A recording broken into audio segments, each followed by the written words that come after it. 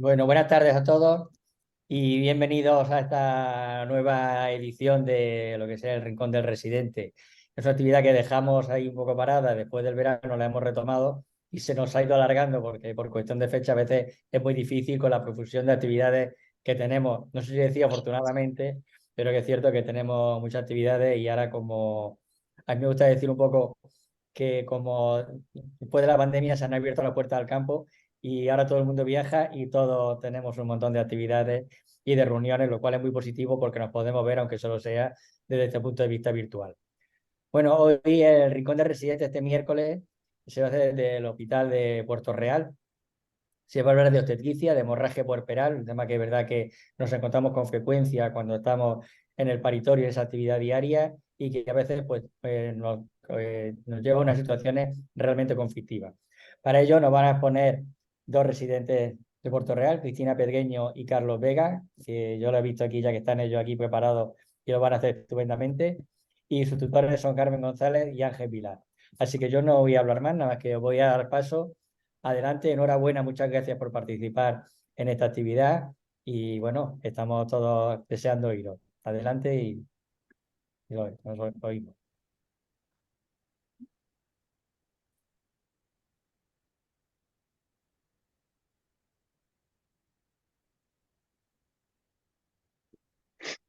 Pues buenas tardes a todos.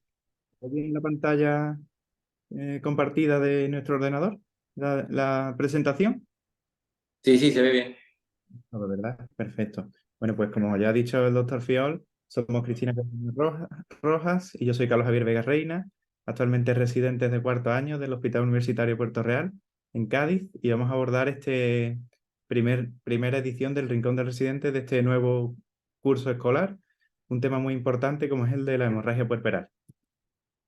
Primero que nada, nos gustaría dar las gracias a toda la comisión organizativa de la SAGO, así como a nuestros tutores, el doctor Ángel Vilar Sánchez y la doctora Carmen González Macías, sin olvidar al total de facultativos del Servicio de Ginecología del Hospital de Puerto Real, y especialmente al doctor Sánchez Sánchez y a nuestro jefe de servicio y actual tesorero de la SAGO, el doctor Juan Jesús Fernández Alba.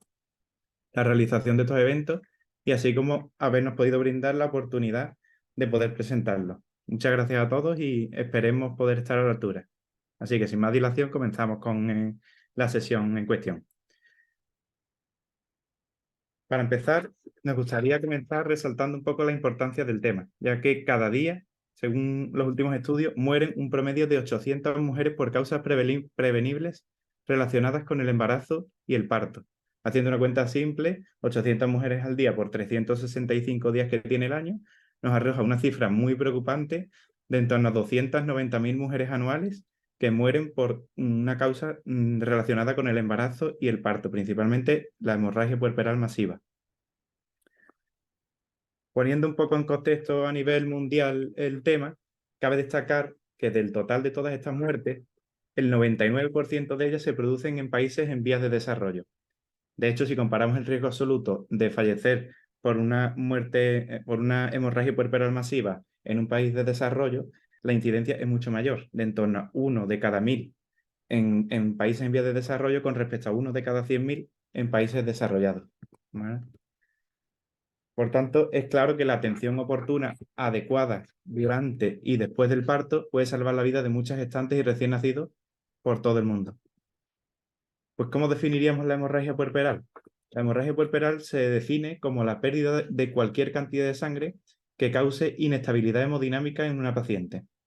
Sin embargo, existen protocolos y guías internacionales que proponen otras definiciones, como por ejemplo son la pérdida de más de 500 mililitros de sangre en un parto por vía vaginal o la pérdida de más de 1 litro en una cesárea.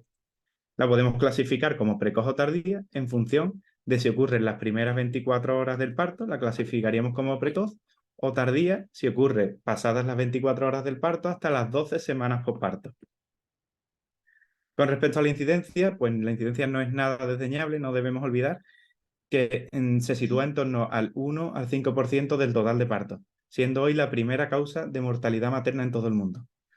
No obstante, si consideramos la hemorragia masiva obstétrica, la incidencia disminuye considerablemente, de en torno a 6 de cada 10.000 partos. ¿vale? La hemorragia masiva la definiríamos como una pérdida de sangre superior a 2,5 litros, la necesidad de cuidados intensivos en la paciente o la necesidad de realizar una histerectomía puerperal.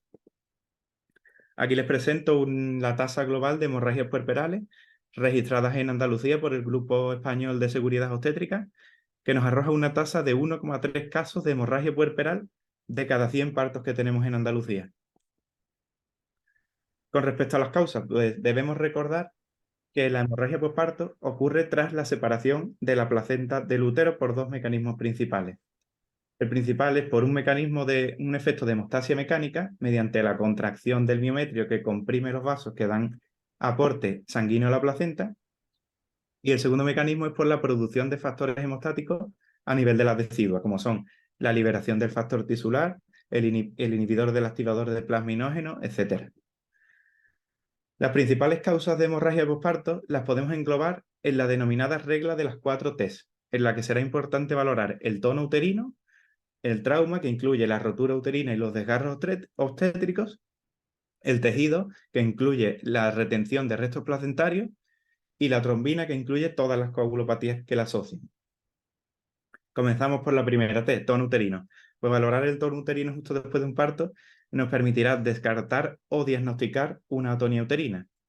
Es muy importante porque la atonía uterina es la responsable de hasta el 50% de hemorragias posparto y causa además un 4% de muerte obstétrica materna en todo el mundo. Principalmente está causada por la falta de contracción uterina en el posparto, lo cual impide la formación de las ligaduras vivientes de Pinar, provocando una pérdida continua de sangre en el lugar en el que se asentaba la placenta. Desde el punto de vista clínico, perdón. Ahora, desde el punto de vista clínico, nos encontraremos con un útero muy voluminoso, blando y atónico, con retención de coágulos en su interior. Hay que tener en cuenta que la hemorragia puede ser variable en su cuantía, pero puede verse agravada por una asociación de coagulopatía de consumo conforme el sangrado se va aumentando. La segunda T, traumas, como ya he dicho, incluye la rotura uterina y los desgarros obstétricos. Es importante destacar que en el caso de que ocurra una rotura uterina, la hemorragia puerperal se suele iniciar antes de la salida del feto. Afortunadamente, los casos de rotura espontánea son cada vez menos frecuentes. Sin embargo, las roturas traumáticas y sobre todo aquellas que se producen sobre una cicatriz de cesárea previa tienen cada día mayor relevancia debido al aumento en la tasa de cesáreas. Aquí tenemos en esta tabla realizada por el Centro Nacional de Epidemiología del Instituto Carlos III de Madrid, nos arroja ya unas cifras porcentuales nacionales de cesárea cercanas al 30% de los partos. Los casos... Perdón, es que sé que se nos queda bloqueado el ordenador. Los casos de rotura uterina o desgarros graves suelen ser más frecuentes en partos instrumentados. No obstante, se pueden desarrollar del mismo modo en partos eutóxicos. Y un factor predisponente a tener en cuenta es el haber realizado un periodo de expulsivo no controlado y muy prolongado, o haber tenido un parto precipitado. Por ello, siempre, ante una hemorragia persistente con un útero contraído adecuadamente, es imprescindible realizar una revisión del canal blando del parto que nos permita identificar la zona desgarrada y repararla. Tercera T, tejido. Incluye la retención de restos placentarios. En ocasiones lo que ocurre es que la placenta es expulsada, pero queda en el interior del útero algún cotiledón, lo cual provoca un cuadro similar al de la atonía uterina, con una falta de contracción uterina.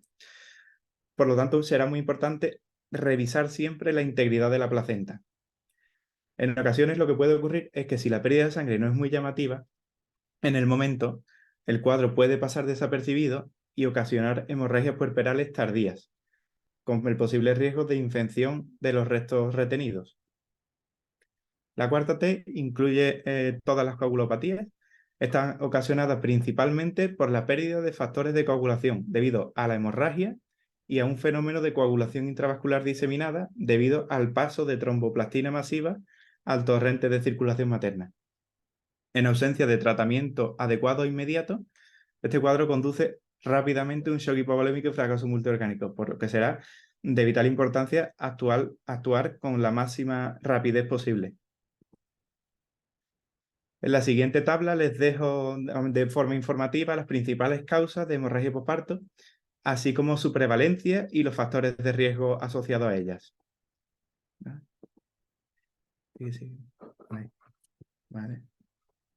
En esta otra tabla les presento la odds ratio que representa para cada factor de riesgo el aumento de riesgo de hemorragia posparto.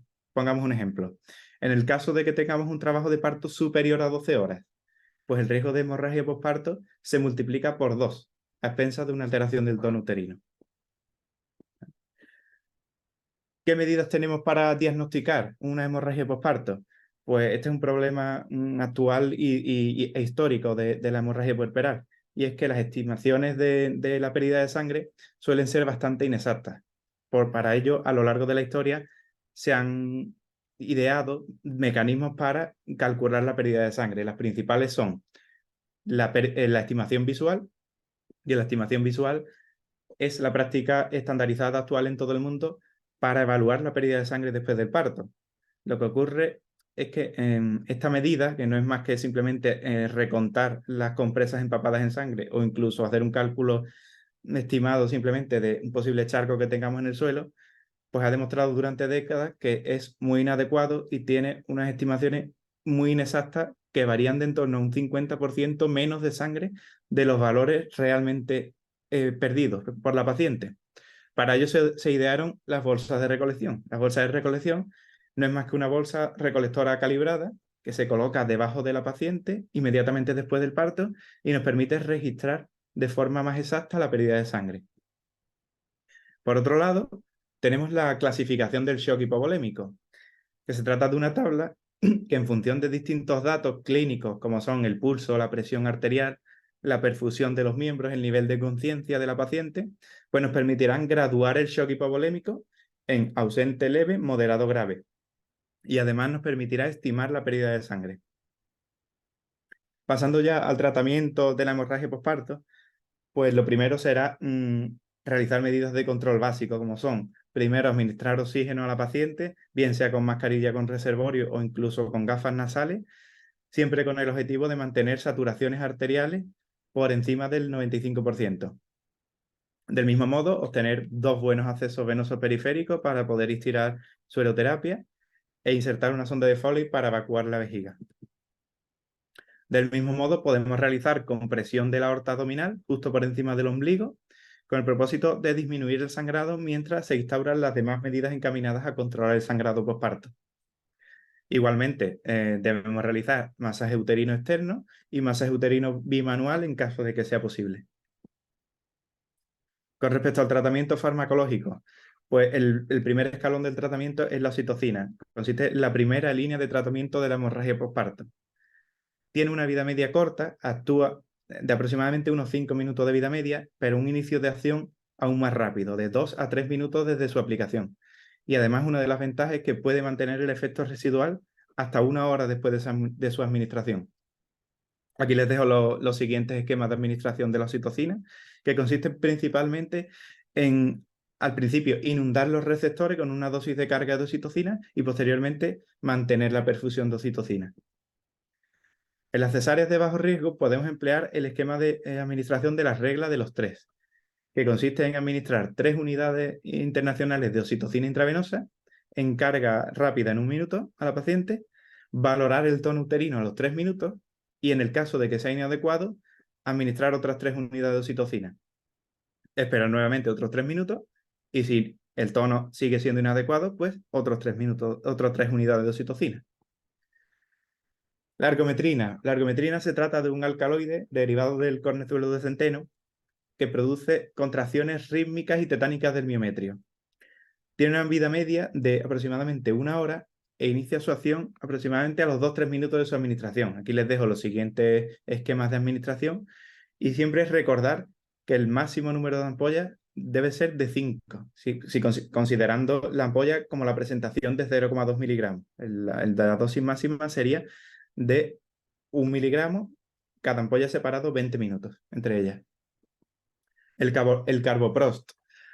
El Carboprost forma parte ya de la segunda línea de tratamiento de la hemorragia postparto. Se trata de un análogo sintético de la prostaglandina alfa y se ha utilizado como medicamento de segunda línea. Lo encontramos en ampollas de 0,25 miligramos y sirve para su aplicación tanto intramuscular como intramiometrial. Podemos aplicarla cada 15 a 90 minutos en un máximo de 8 ocasiones, con una dosis máxima de 2 miligramos. El misoprostol. El misoprostol es igualmente un análogo de la prostaglandina E1 y la ventaja principal que tiene es que, a diferencia de otras prostaglandinas, no está contraindicado en el asma y la hipertensión, por lo que lo podremos usar en estas entidades. Aquí les dejo los siguientes esquemas de administración. Y sí quería comentar esta siguiente tabla muy curiosa en el que podemos ver el inicio el tiempo que tarda el misoprostol en hacer efecto y la duración de la acción en función de la vía de administración, siendo la vía oral la más rápida en hacer efecto. Unos 8 minutos, a los 8 minutos ya estaría haciendo efecto el misoprostol oral. Con respecto a la rectal, que paradójicamente suele ser la más usada, por lo menos en nuestro servicio, que tardaría 100 minutos en empezar la acción, ¿vale? Actualmente el misoprostol está considerado como tratamiento de última línea. Con respecto a los antifibrinolíticos, el más famoso, pues tenemos el ácido tranexámico. Es un antifibrinolítico que inhibe la degradación del coágulo de sangre. Actualmente ha culminado el estudio WOMAN, que es un ensayo clínico que tenía como objetivo principal determinar el efecto de la administración temprana de anchafibrin sobre la mortalidad, histerectomía o complicaciones y comorbilidades asociadas en la gestante que ha sufrido una hemorragia puerperal masiva. Desglosando un poco este estudio, en este estudio se tomaron 15.000 pacientes con diagnóstico de hemorragia puerperal a nivel mundial y se aleatorizaron a doble ciego, unas que recibían anchafibrin y otras que recibían tratamiento placebo, siendo la dosis de las pacientes que recibían anchafibrin de 1 gramo por inyección intravenosa. Además, esta dosis se podía repetir a partir de los 30 minutos si el sangrado continuaba o si incluso se reiniciaba antes de las 24 horas de la administración. El estudio demostró que su empleo el empleo de anchafibrin durante las 3 primeras horas disminuyó en 1/3 el riesgo de muerte materna y la necesidad de una cirugía posterior para controlar el sangrado. Además, una ventaja principal es que no se han observado efectos nocivos ni para la madre ni para el feto. Con respecto al fibrinógeno, el fibrinógeno se trata del parámetro que mejor se relaciona con la severidad de la hemorragia obstétrica. Hay que recordar que si el valor del fibrinógeno desciende por debajo de 2 gramos litro, tiene un altísimo valor predictivo positivo para diagnosticar una hemorragia posparto grave, que en algunos estudios lo sitúan con un valor predictivo positivo de casi al 100%. En casos necesarios, debemos administrar fibrinógeno de forma precoz con una dosis de torno a 2 a 4 gramos, ya que nos reduce la pérdida de sangre, los requerimientos transfusionales y además compensa las cifras de plaquetas. Por cada gramo de fibrinógeno que aportemos a la paciente, subiremos la dosis de fibrinógeno en el torrente circulatorio materno aproximadamente de 0,35 a 0,5 gramos por litro. Factor 7 activado. Pues el factor 7 activado está indicado en el tratamiento de la hemorragia puerperal masiva cuando los uterotónicos previos que he comentado no han sido suficientes para controlar la hemostasia. Aquí les dejo la dosis recomendada y el efecto indeseado del factor 7 activado es que requiere la vigilancia estrecha de las complicaciones trombóticas, ya que se han descrito algunos casos de tromboembolismo pulmonar con su uso. Pasando ya a los balones de taponamiento intrauterino, hay que recordar su mecanismo de acción. El primer mecanismo de acción propuesto de estos balones hidrostáticos fue el efecto mecánico que producen al invertir el gradiente de presión desde el interior hacia el exterior, ¿vale? Superando la presión arterial sistémica y controlando de esa forma el sangrado continuo. El segundo mecanismo de acción propuesto es un posible efecto directo de la presión hidrostática que podría hacer sobre las arterias uterinas y su compresión. El balón más famoso, hay múltiples balones en el mercado, pero no me voy a a extender en todos los balones porque sería inabarcable. El más famoso que conocemos todos es el balón de Bakri, que se trata de un balón intrauterino de silicona que tiene una capacidad máxima de 500 mililitros y conectado a una sonda de unos 50 centímetros que tiene dos vías de drenaje. Una que nos permite llenar el balón para hacer ese efecto de presión intrauterina y la segunda que nos sirve como vía de drenaje para controlar el sangrado en el caso de que este persista. En caso de no disponer de balón de Bakri, pues tenemos que pasar a otras alternativas que pudiéramos tener en nuestro hospital, en nuestro paritorio. Pues tendríamos la sonda de Foley, la sonda de Sengstaken-Blackmore, que es un balón gástrico diseñado inicialmente para controlar el sangrado en el caso de varices esofágicos. Luego tenemos el balón de Rush, que está ideado igualmente con fines urológicos, el balón de dilatación cervical, o en casos extremos ya, pues intentarlo con una funda de ecógrafo y un guante. Hacer lo que podamos si no tenemos otros recursos. Aquí los tenemos todos reflejados, ¿vale? Pero eso, el que deberíamos tener en todo paritorio debería ser pues el balón de Bakri, que es el que está diseñado especialmente para esa causa. Con respecto a las suturas hemostáticas, las suturas hemostáticas serán necesarias en el caso de hemorragias puerperales refractarias al tratamiento médico. Y del mismo modo, existen múltiples suturas hemostáticas, pero tampoco me voy a extender en ellas, me voy a centrar en las dos principales, que son el Belinch y el Hyman, ¿vale? El Belinch, para realizar un Belinch, la particularidad del Belinch es que sería necesario hacer una histerotomía o abrir la histerotomía en el caso de que tengamos una cesárea ya con la histerorrafia hecha. Posteriormente se recomienda exteriorizar el útero para localizar el sangrado y el procedimiento sería, tenemos que hacer el punto 3 centímetros por debajo del borde inferior, salir 3 centímetros por encima del borde superior, pasar por todo el fondo uterino hasta cara posterior y a nivel de útero sacro, dar el punto para irnos hacia el otro lado y hacer el sentido opuesto. Como esto es difícil de entender al explicarlo, he preparado aquí un vídeo a ver si se ve, un GIF, a ver si aquí está. Aquí sería la sutura, pues, vale, aquí. A ver, ahora cuando empiece, aquí teníamos la sutura, entraría 3 centímetros por debajo de la histerotomía, saldría 3 centímetros por encima, va hacia arriba, a nivel de útero sacro, da la vuelta y en el lado izquierdo pues haría exactamente lo mismo pero al revés y se anudaría al final. Vale.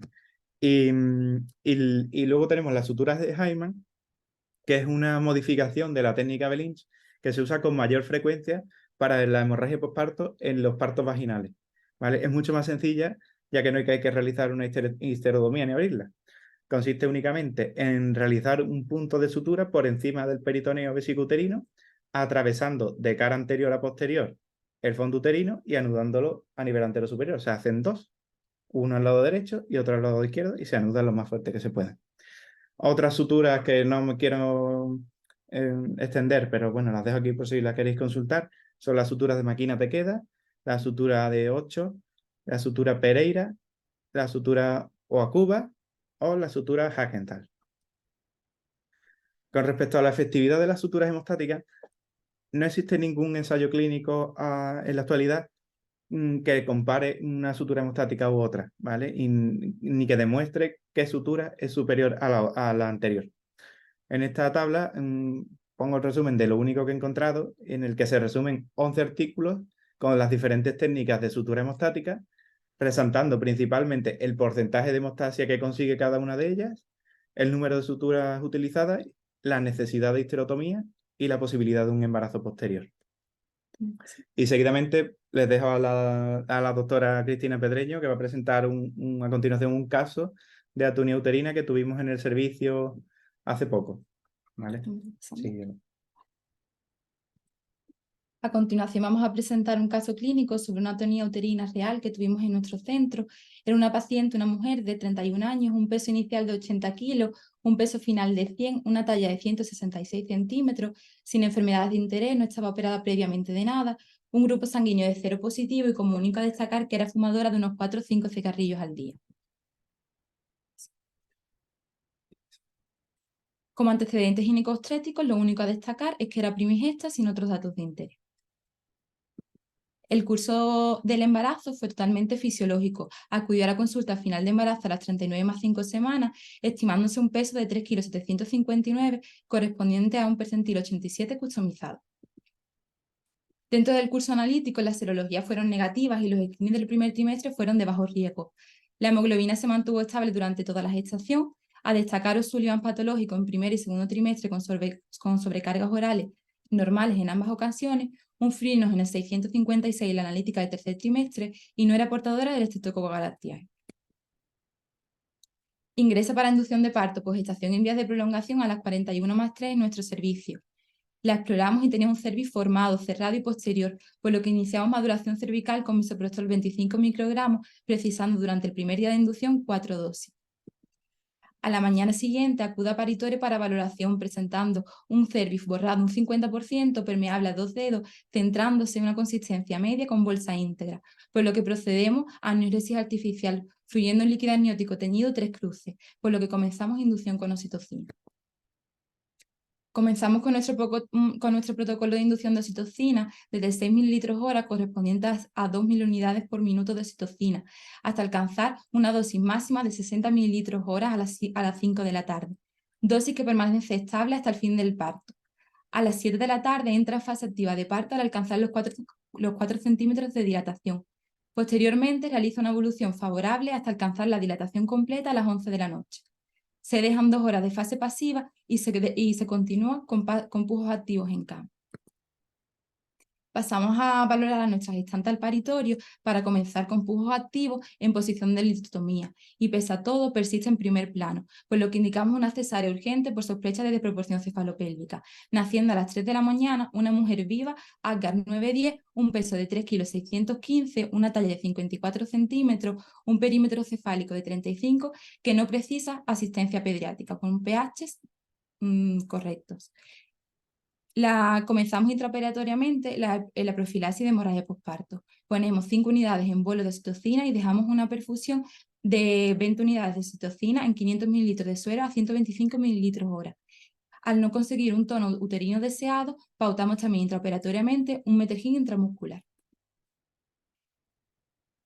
Iremos analizando este caso clínico paso a paso y nos vamos a remontar inicialmente al día de ingreso. Cuando nos llega una gestante a nuestro paritorio e ingresa, lo primero que debemos valorar es el riesgo de hemorragia posparto. En nuestro hospital tenemos un protocolo para ver si las pacientes son candidatas a solicitud de la ATS. En nuestro caso, lo hacemos si cumple un criterio de riesgo alto o 2 o más criterios de moderado riesgo.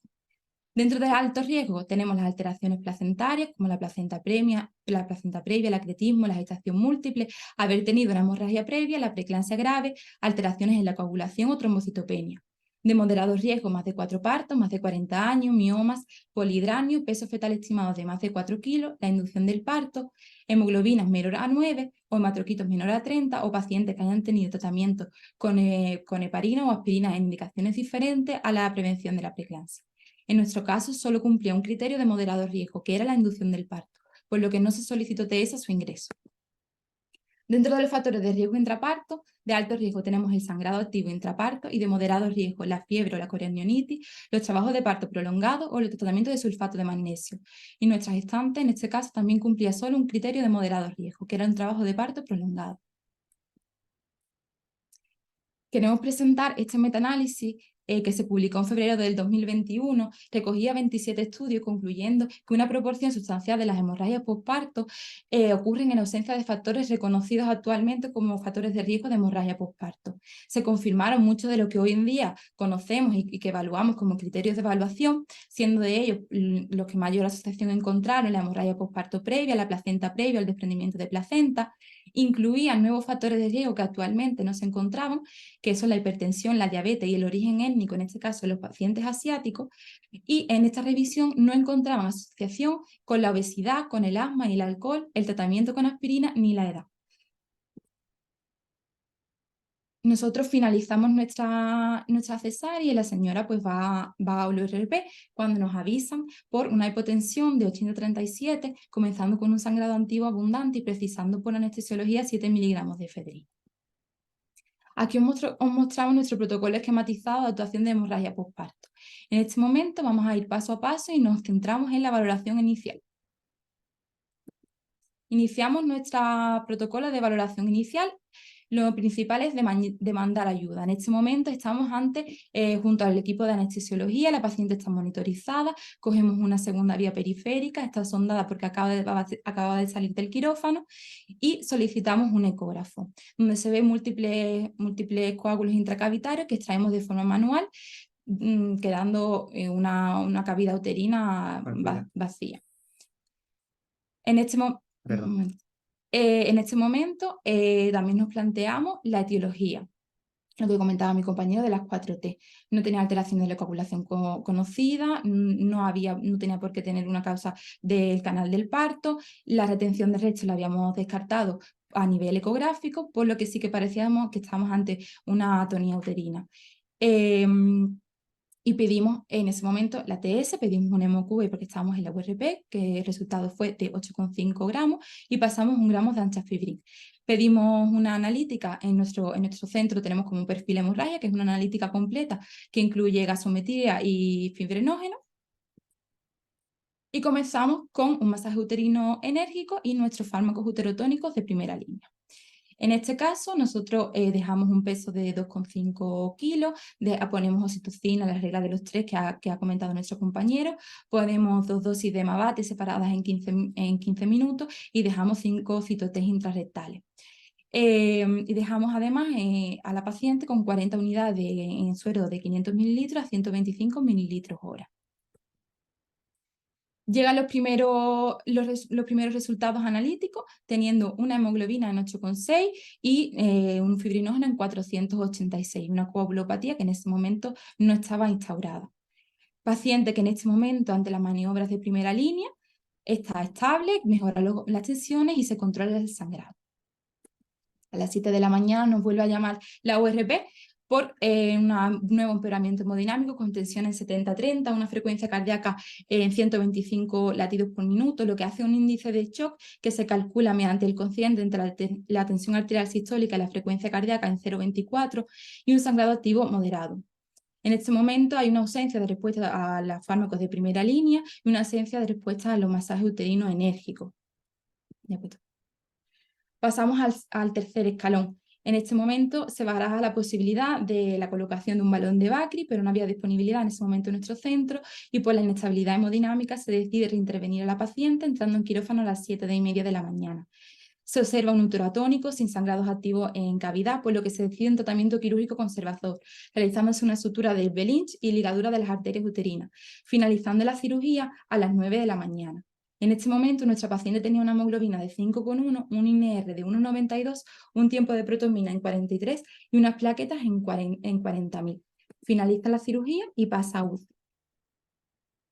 A las 11 de la mañana nos vuelve a avisar la unidad de cuidados intensivos por nuevo empeoramiento hemodinámico, con tensiones 75-35, una frecuencia cardíaca en 130 y un sangrado activo moderado. Ante un nuevo empeoramiento hemodinámico, persistencia del sangrado y la no respuesta a tratamiento conservador, decidimos reintervenir quirúrgicamente a la paciente. Se observa un útero atónico y sangue, por lo que se opta por una cirugía radical ante una situación crítica. En este momento, en el momento de la esterectomía, nuestra paciente tiene una hemoglobina en 4, un INR en 1,47, un tiempo de protomina al 60% y unas plaquetas en 46.000. En total, nuestra paciente precisó 18 concentrados de hematía, 3 pools de plaquetas, 1.600 centímetros cúbicos de plasma fresco congelado, 6 gramos de fibrinógeno y 2 gramos de anchafibrin. Aquí os mostramos una tabla donde se refleja la evolución analítica, donde observamos el descenso de la hemoglobina hasta 4, el descenso de las plaquetas en 40.000 y la restauración de la coagulopatía. La evolución posterior fue favorable, se estuvo a las 24 horas y permaneció en la UCI 4 días, sin otras incidencias. Un paso clave y determinante de la hemorragia postparto es la restauración de la coagulopatía de consumo, que asociada a la hipofibroginemia hace un empeoramiento de la situación y conlleva a un peor pronóstico. Es fundamental tener un equipo multidisciplinar que actúe de forma rápida y coordinada, ya que el retraso del tratamiento conlleva una acidosis metabólica, a hipotermia y a coagulopatía, lo que nos dificulta la restauración del cuadro. En este cuadro observamos las recomendaciones de las diferentes sociedades sobre la hemorragia masiva obstétrica y de esto podemos concluir que la ratio correcta entre los concentrados de hematía plasma fresco de plaquetas y el plasma fresco y el pool de plaquetas en el seno de la hemorragia masiva obstétrica aún no se conoce y que se utilizan y son aceptados diferentes ratios, desde ratio 4:2:1 hasta ratio 1:1:1 en los casos más críticos. Dentro de las conclusiones, es importante repetir los controles hemostáticos cada 30-60 minutos dependiendo de la gravedad de nuestra paciente. Intentar por lo menos mantener las plaquetas por encima de 50.000. Lo que he dicho que la ratio correcta aún no se conoce en el contexto de una hemorragia masiva obstétrica. Saber que el fibrinógeno cuando se mantiene por encima de 3 nos da cierta tranquilidad.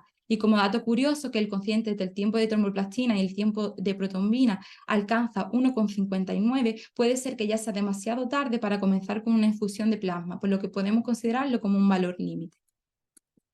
Y ya por último, presentar este dato de interés. Es un artículo publicado a finales del 2022 en el que asocian las concentraciones más altas de citoquina en plasma de materno al final del tercer trimestre con un alto riesgo de hemorragia posparto atónica posterior, pudiendo servir estos nuevos indicadores para predecir la hemorragia posparto.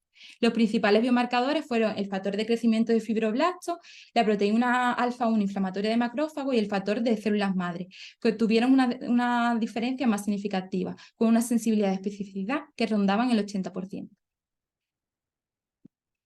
Y hemos acabado. Muchísimas gracias, esperamos que os haya gustado mucho y muchas gracias por atendernos. Gracias. Gracias a vosotros.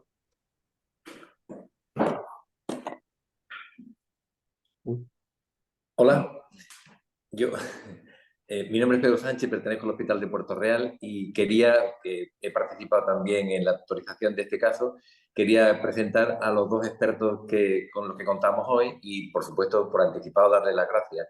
Ellos van a ser los que van de alguna forma a cuestionar y comentar cómo ha sido la atención prestada en este caso clínico.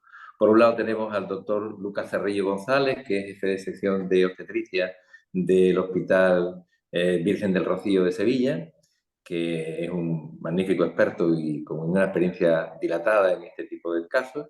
Y también, y dándole las gracias también a Antonio de la Torre González, jefe de servicio del Hospital Universitario Reina Sofía de Córdoba, y también muchos años dedicado al tema de la obstetricia. Sin más, le doy la palabra para que ellos expongan lo que crean oportuno sobre el tema y hagan las cuestiones y respondan a las preguntas que os parezcan oportunas. Muchas gracias a los dos. Voy a empezar yo porque me ha subido de cargo, Pedro. Me ha llamado. Todavía. Es que te quiero mucho, Antonio, y tú sabes. Pero no quiero yo. Pues primero agradeceros a los ponentes, agradeceros el trabajo que habéis dado. Me parece una presentación maravillosa. Muy bien, muy detallada, muy concreta en lo que queremos saber, lo que queremos aprender y muy bien expuesta. Es una presentación muy bonita. Darle el pésame del mal rato que tuviste que pasar con esta paciente. A las 3 de la mañana pasar un mal rato muy largo, muy grande, pero bueno, muy bien. A mí se me plantean algunas dudas, no ya tanto con el caso como con otras, con todo lo que habéis presentado, ¿no? Sobre lo que habéis dicho. Por ejemplo, el uso del anchafibrin, que ahora está muy de moda poner anchafibrin para prevenir la hemorragia posparto. Anchafibrin con oxitocina solamente cuando hay riesgo de hemorragia posparto. En todas las pacientes ya del tirón le ponemos oxitocina y anchafibrin. Quitamos la oxitocina, que llega a escuchar a un anestesista decir que ya la oxitocina no es necesaria en una cesárea, que con anchafibrin tenemos bastante. ¿Qué sabéis de eso? ¿Qué me podéis decir?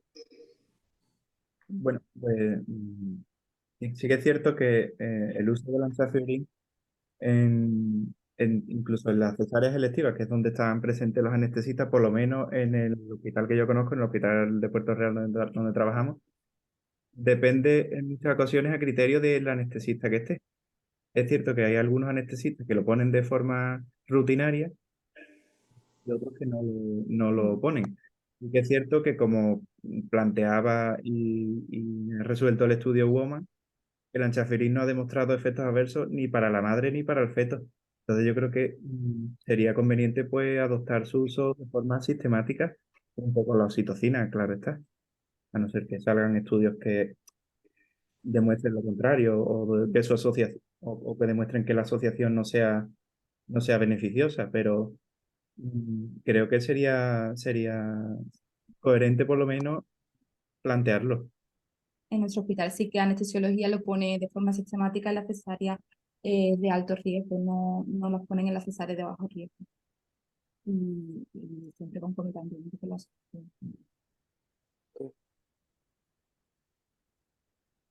Yo creo que ya está aceptado prácticamente en todos los protocolos que ante la menor sospecha de inicio de una hemorragia puerperal o una hemorragia en cualquier circunstancia obstétrica, el anchafibrin o nos adelantamos y antes de que aparezcan los acontecimientos de la hemorragia o llegamos tarde. Entonces, como ha explicado el doctor Vega, como sus efectos son prácticamente carecen de efectos secundarios, tanto para la madre como para el feto, se utiliza de forma muy, muy liberal.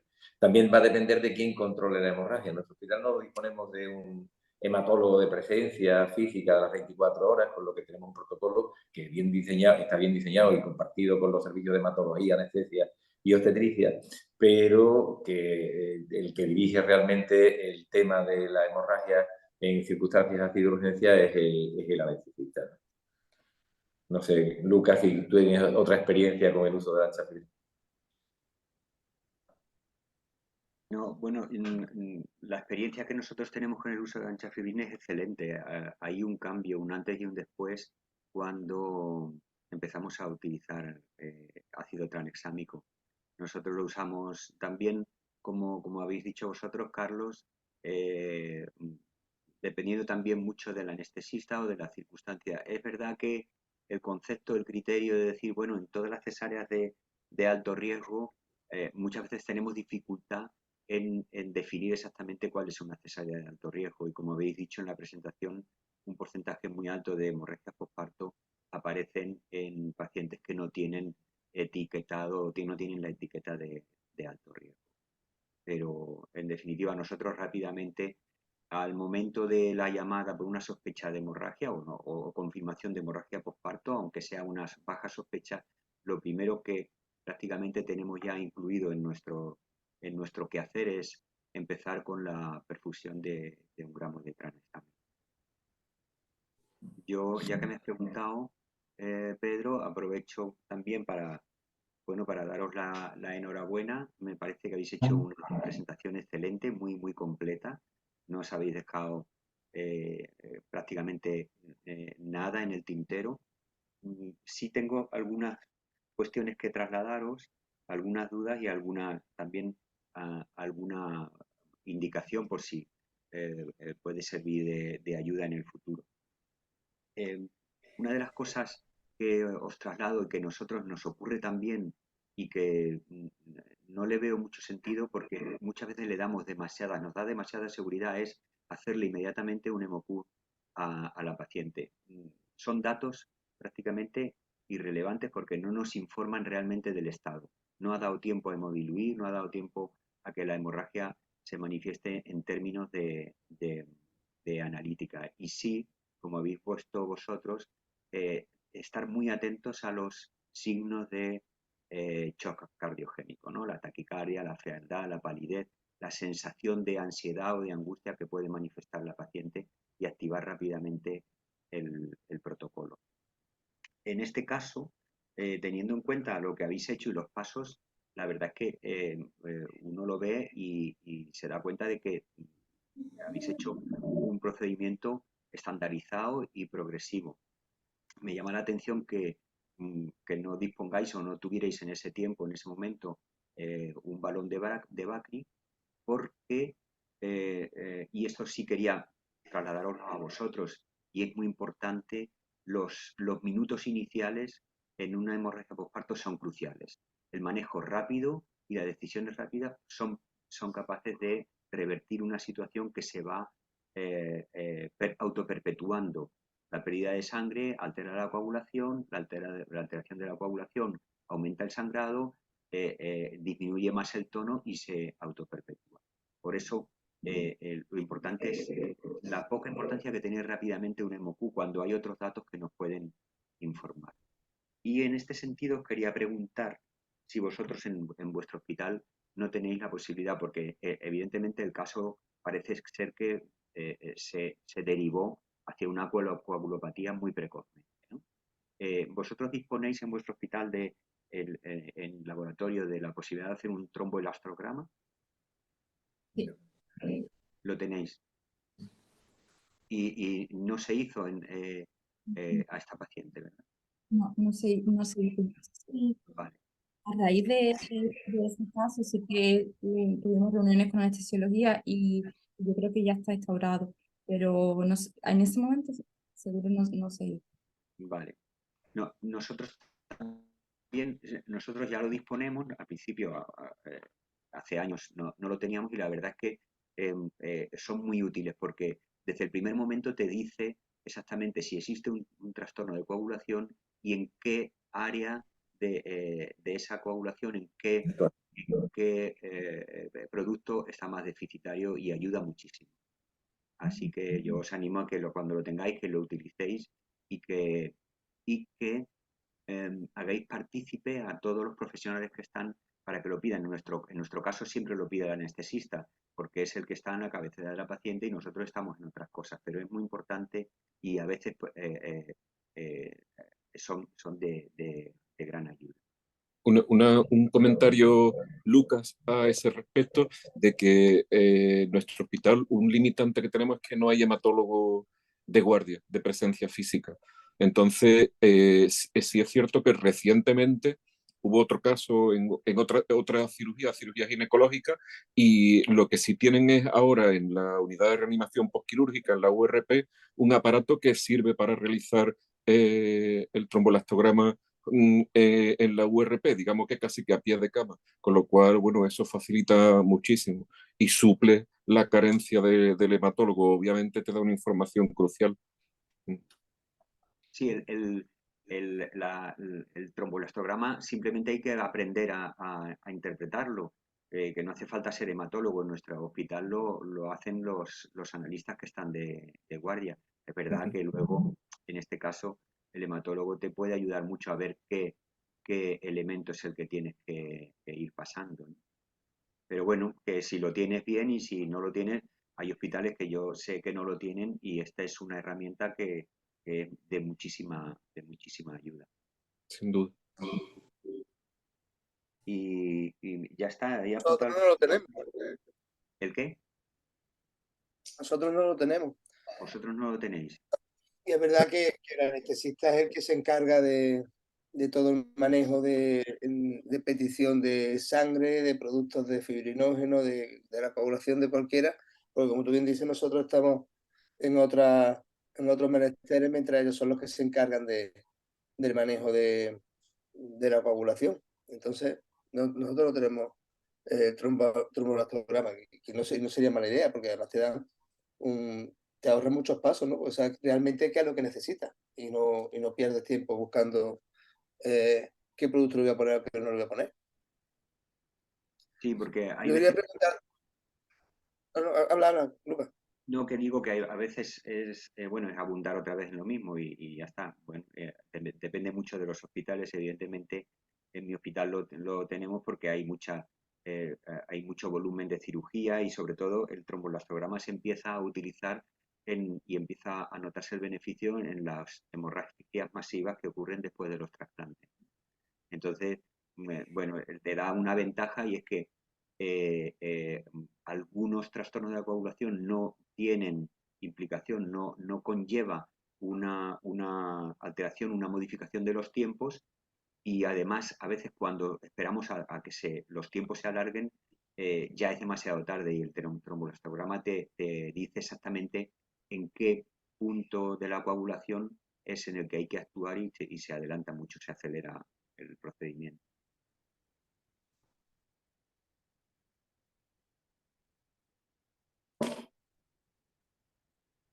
Perdón. Yo quería también preguntar, volviendo, no llegando ya a estos casos tan graves, en la prevención, digamos, o en los primeros pasos, si disponéis de Mabate. Sí. Y de la carbetocina. También. ¿Y la usáis? ¿Depende de vosotros? ¿Depende del anestesista, de que quiera el anestesista, lo indicáis vosotros? ¿Tenéis algún tipo de protocolo para el uso de carbetocina en lugar de oxitocina? Tenemos un protocolo que conocemos tanto anestesia como nosotros. Está colgado en el paritorio, de hecho, y lo usamos si cumple las indicaciones. Lo conocemos todos.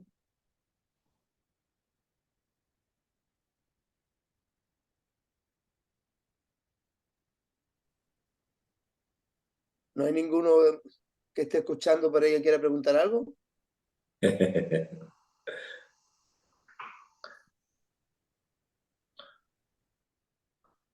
Hay 56 personas conectadas, con lo que duda seguro que alguien tiene que tener.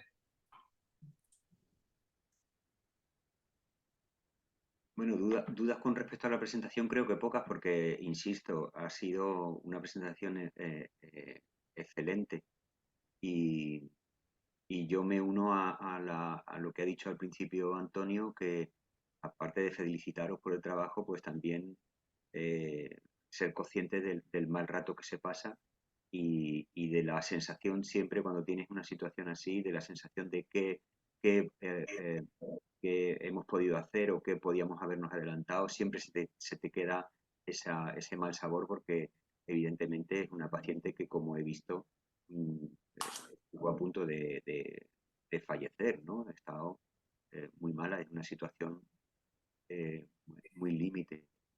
Vosotros también, otra pregunta que os quería hacer, ¿tenéis protocolizado, tenéis un protocolo de hemorragia masiva también, con un circuito, una activación de una serie de pasos, de teléfonos para que se active todo? Tenemos un protocolo de hemorragia posparto, dentro del cual incluye también la hemorragia masiva. Es verdad que nuestro hospital es pequeño, que no tenemos hematólogo de guardia, pero sí que tenemos, o sea, presencial, pero sí telefónica y sí que estamos trabajando además en eso, en cada vez intentar actuar de forma más coordinada y más en equipo.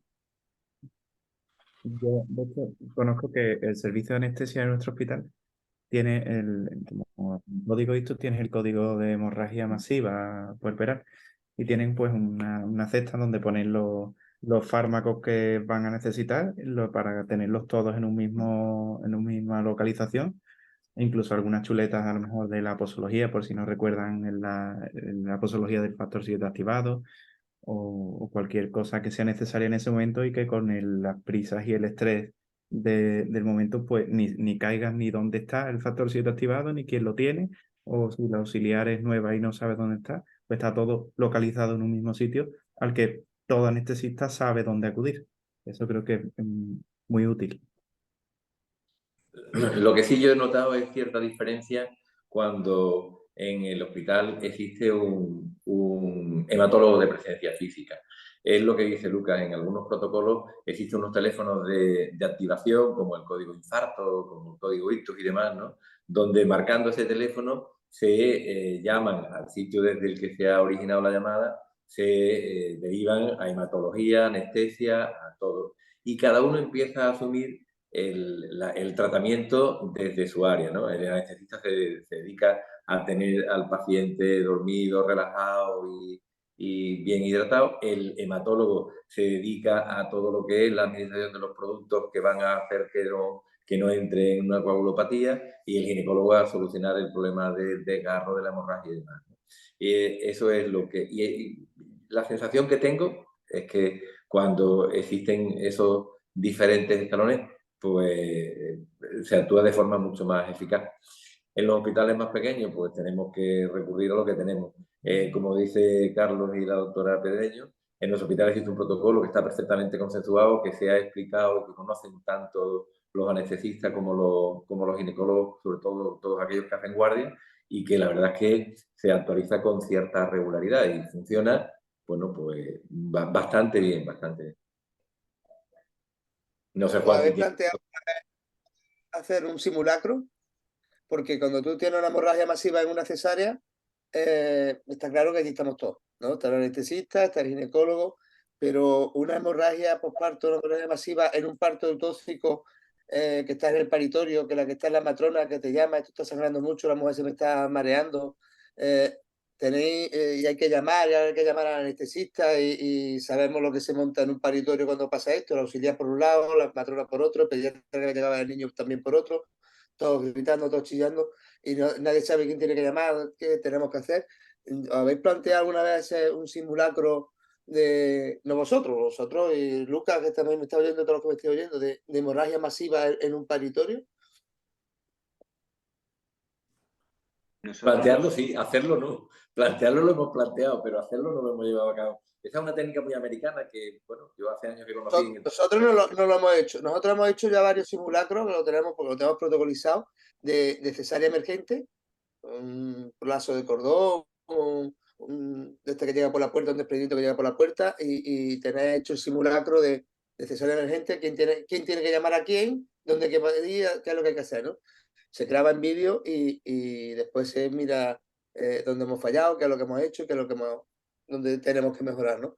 Y a mí me gustaría mucho hacer el simulacro de hemorragia postparto, porque ya te digo, ¿quién llama al anestesista?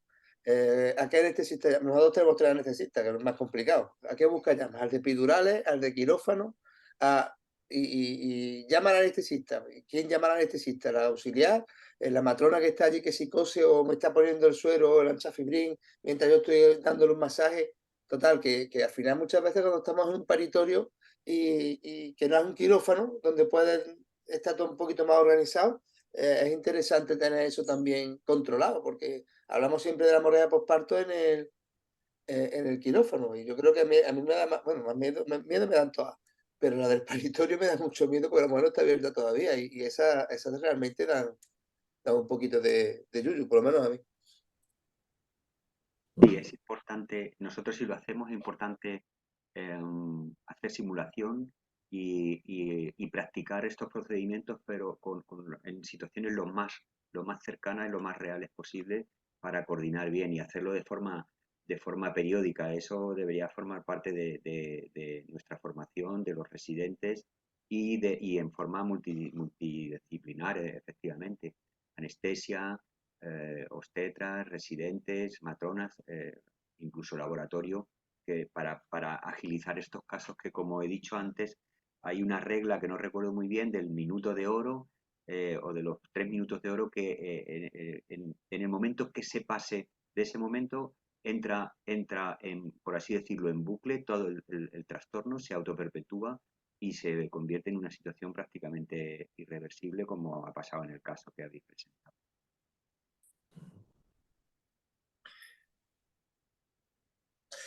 ¿Alguna pregunta más?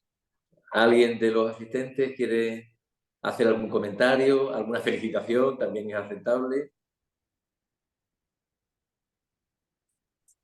Yo quiero aprovechar, felicitar a nuestros residentes, creo que han hecho un trabajo magnífico, habéis hecho un trabajo fenomenal y una coletilla en cuanto a lo que acaba de decir Lucas y que, bueno, los que hemos estado muchos años en el paritorio sabemos que efectivamente hay ese cruce, ese momento de cruce en el que si se cruza ya no hay vuelta atrás, ¿no? Entonces yo siempre, en ausencia de datos objetivos, ¿no? Siempre he aconsejado mucho el ser muy proactivo en la prevención de la coagulopatía, ¿no? Y ante la duda, ser proactivo, indicar todo tipo de acción que sea preventiva de la coagulopatía y antecederse a ella. Como habéis apuntado, en muchísimas ocasiones la coagulopatía ya está instaurada antes de que se haya manifestado en la analítica. Entonces, esperar a que haya una traducción objetiva en la analítica para empezar con transfusión o con administración de derivados, pues creo que es un retraso que nos puede conducir a esa situación irreversible. Por lo tanto, insistir muchísimo en ser proactivo. Y muchísimas felicidades. Yo estoy muy satisfecho con lo que habéis hecho.